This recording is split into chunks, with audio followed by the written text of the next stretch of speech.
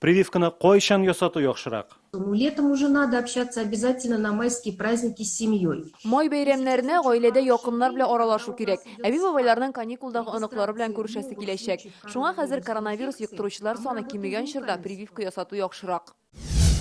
65 яшьтән өлкәннәргә прививка ясатырга ярыймы? Лица старше 70 лет Без 70 яшьтән өлкәннәргә прививканың күпчелек очракта әллә ни каршылыклы реакцияләрсез узуын күрдек. Аларда антитәнчекләр саны җитәрлек була. Вакциналаштырудан соң иммунитет ничек барлыкка килә? на формирование антител влияет первый – это возраст. Иммунитет барлыкка килү кешенең яшеннән тора. 80, 85, 90 яшьлек кешеләрнең кагыйдә буларак иммунитеты түбәнрәк.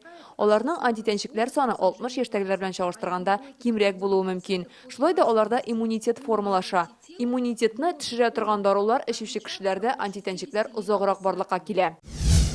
Онкология белән авыручыларга прививка ясатырга мөмкинме? Пациенты со злокачественными новообразованиями пока применяем с осторожностью. Яманшыш белән авыручыларга прививка ясатканда сак булырга киңәш итәбез. Чөнки без андый пациентларның организмы прививканы ничек кабул итүен төгәл белмибез әле. Безнең чит илдәге хезмәттәшләребез онкология белән авыручыларга ремиссия чорында вакцина ясарга мөмкин диләр.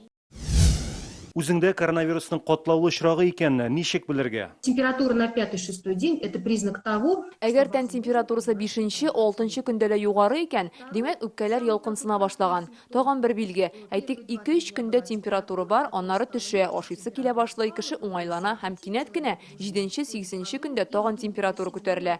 Бу да вирусның үпкәләрне зарарлауы турында сөйли. Көтелмәгән кунак көттүреп кенә интернет челтәрләренә дә килеп җитте. Хәзер бу фильмның барлык серияларын ТНВ.ру сайтында карап була.